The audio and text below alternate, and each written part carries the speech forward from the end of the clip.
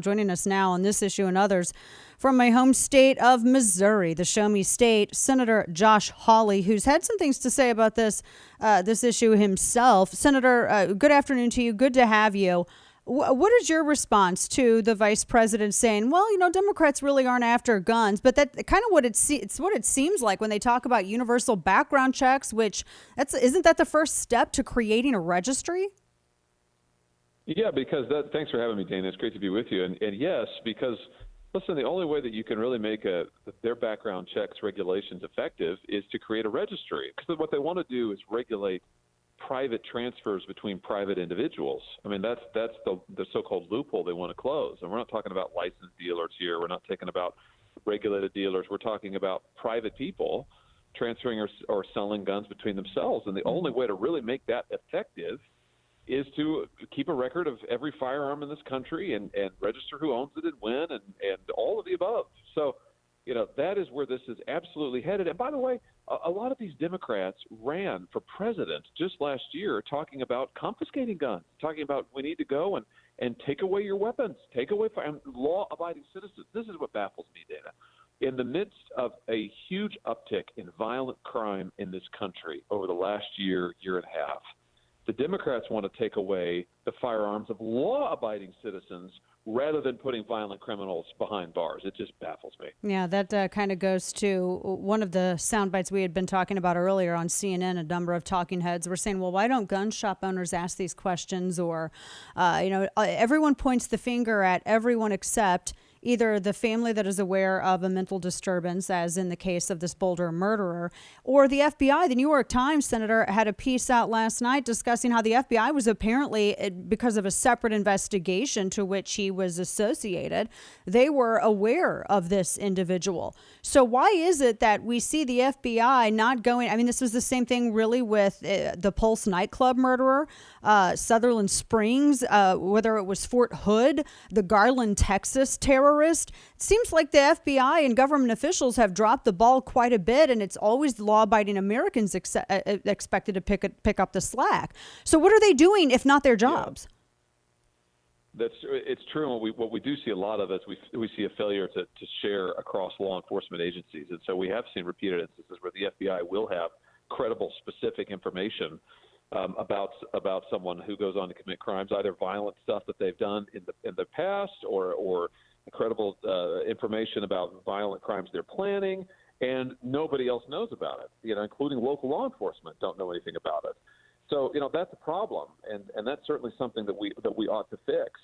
And you talk about folks who have mental health issues but have a record of violent behavior associated with that. Well, that's very relevant. I mean, there are ways to fix the NICS database system, for instance, that will include that while still protecting people's privacy. But that's not what the Democrats are talking about. I mean, they are straight toward, let's curtail the Second Amendment rights of law-abiding citizens in this country. Let's take away their firearms. And I tell you, it just seems to me, Dana, that this is the latest instance of their desire, the Democrats' desire to try and exert total control. They want to silence people who disagree with them. They want to control all the levers of political power.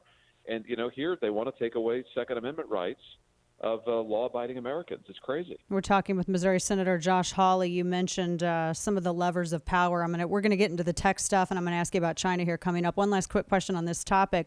You mentioned the fixed NICS, the NICS system as well. Why is it that Social Security numbers are not required for background checks? The ATF says it's voluntary. People can include them on 4473s, but it's not necessary in order to validate a background check. But employers usually, if you were to apply for a job and you were to not get that job because of a false positive, that employer could get in trouble, but the government can't. Why is it that we just aren't more accurate? If people are talking about fixing the system, why can't they just make it to where they include more information to be accurate?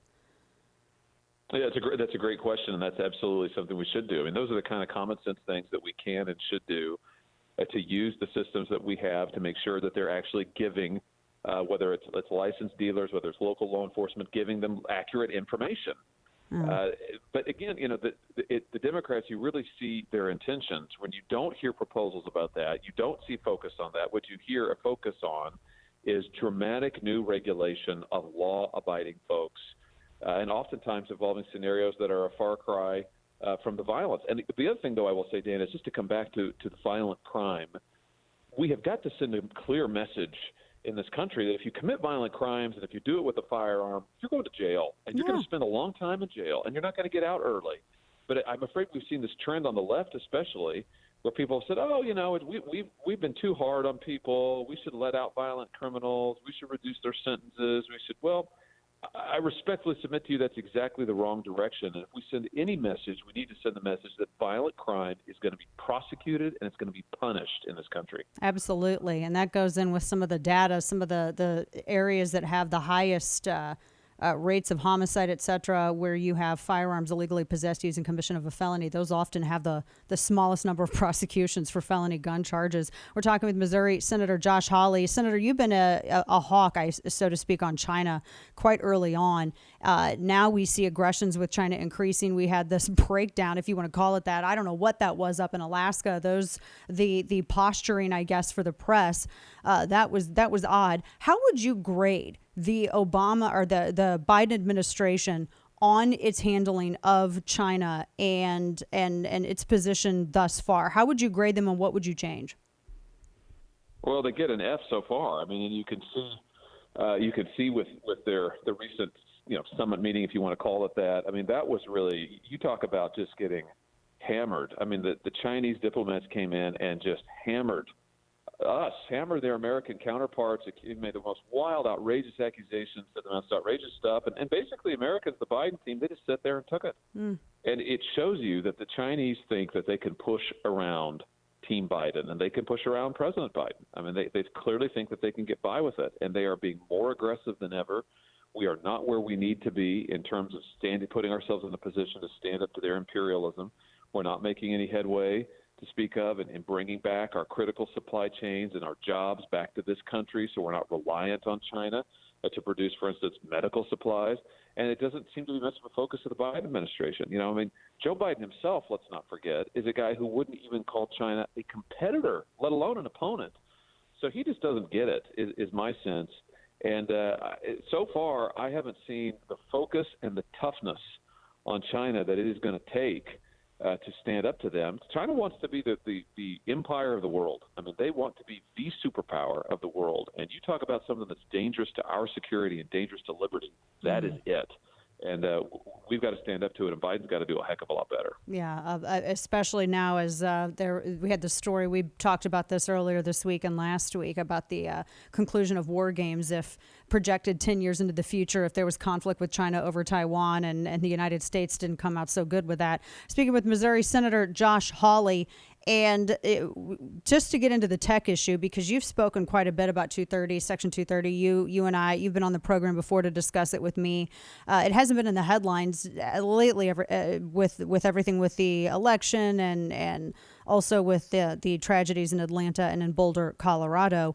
What sort of progress is being made in Senate? What are some of your Republican colleagues? Where are their positions on this? And are you looking at, and I just want to clarify, do you want a full repeal of Section 230, or do you want to modify it to where if an entity is behaving like a publisher, then they have to live by the restrictions and regulations that all other publishers do, meaning that, you have free speech, but then there's certain speech which you are not protected against from liability. Give us some clarification on that and kind of where that is right now in the Senate. Well, I would say two things. I mean, the first is, my view is that if you are discriminated against by one of these tech companies, and boy, have we seen them these last 2 months go after conservatives, beginning with then President of the United States, Donald Trump, and continuing with many, many other conservatives and libertarians. If you get deplatformed, discriminated against by them, you ought to be able to sue them. I mean, that's the bottom line. You ought to be able to sue them and have your day in court and hold them accountable. But Dan, I'd even go beyond that. I think the time has come to break them up. I mean, I think it's just, we can talk about reforms to hold them accountable for speech. I think we should do that. We certainly want to protect our First Amendment values. But I think that we've got to break these companies up. No. When you say, I just to interject, when you say sue them, like if they deplatform you, because I've been on the fence with this. we have the issue of Jack Phillips right now, Masterpiece Cake Shop in the news because he didn't bake this crazy cake for this. I mean, what do you say to people who say that that's kind of the same thing as making somebody bake the cake? In terms of forcing them to provide a service. Forcing them to provide a service.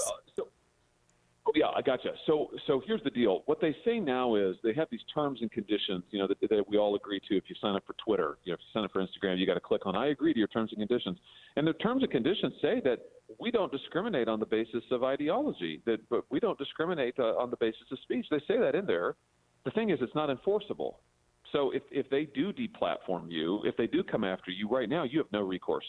You can't go after them because they're protected. My view is that make their own terms and conditions of service enforceable. They hold it out. Here's the deal. I've had Mark Zuckerberg in my office. I've had him up under oath in front of a committee. He will swear up and down, we never, ever discriminate on the basis of political speech. We don't do that. Well, fine. Then let people sue if you do. And if you're not really doing it, you've got nothing to fear. But I come back to Dana. I think that beyond that, we just have to break them up. I mean, Facebook is too big and it's too powerful. They are killing competition. As conservatives, we believe in free competition. We believe in competitive markets. We do not have competition right now in the tech space at all. Google, Facebook, Twitter. These guys, let's look what they have done to their would-be competitors, either bottom up or run them out of business, Amazon.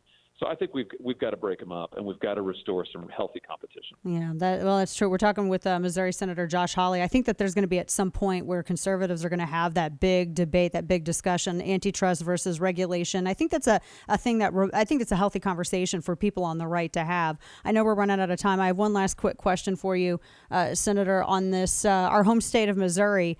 One of your Senate colleagues, Roy Blunt, he's not running for re-election. So that primary for that Senate seat got very odd. Now, normally I wouldn't ask another senator about another different Senate race, but you have a very interesting relationship with some of the candidates in this. As you know, ex-governor of Missouri Eric Greitens has announced, and then Eric Schmidt, Attorney General, your old position in Missouri, announced this morning. I'm curious as to your thoughts on this Senate race because I get the impression that you and Greitens don't really get along. You were the Attorney General and also running for Senate when he was going through his thing, all that controversy before he resigned from the governor's office. Do you have any response or thoughts on that primary or the people who've declared thus far? Well, I think it's absolutely vital that we hold this seat. We cannot take back the United States Senate in 2022 unless we hold this seat, unless Republicans hold this seat. And we have to take back the Senate in 2022. I mean, I hope that we can make it to 2022 without the Democrats eliminating the filibuster and pushing forward on their crazy gun control agenda, on their social agenda, eliminating women's sports. I mean, you look at what they want to do. It is crazy stuff. So my view is we've got to hold the seat so that we could take back the Senate. And I'll certainly try to do my part. I mean, to work hard there to make sure that happens. I have spoken with former President Trump about this. I know that he gets the importance of this seat. He understands that. He's very dialed in on it. So I think that is a very good thing. It seems like he would be, not to interrupt, but it seems like he would be opposed to somebody that would have baggage, like maybe perhaps the former governor. Do you think that his entrance into this race, I mean, if he was the candidate, does that make it harder for Republicans to hold the Senate, you think?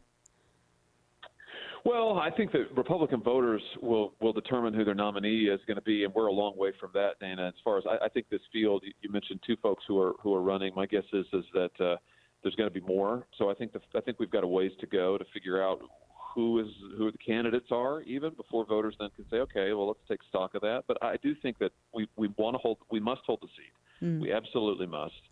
And the people of Missouri deserve excellent representation. I think they'll get it. I mean, I think they're going to get a great quality candidate, and I believe we will hold this seat. And I think President Trump will be helpful in playing a role in all of that. I hope he will. I mean, I hope he'll play a role. That is, I think he wants to. And I think that'll be great for the race. Yeah, so, he carried that state. We'll see a lot of game to play here, but bottom line, we've got to win it. Fair enough. Senator Josh Hawley from the Show Me State, and we appreciate you going out there and your strong words on defending the Second Amendment, Senator, and we'll continue to watch. Thanks for your fight. We appreciate your time.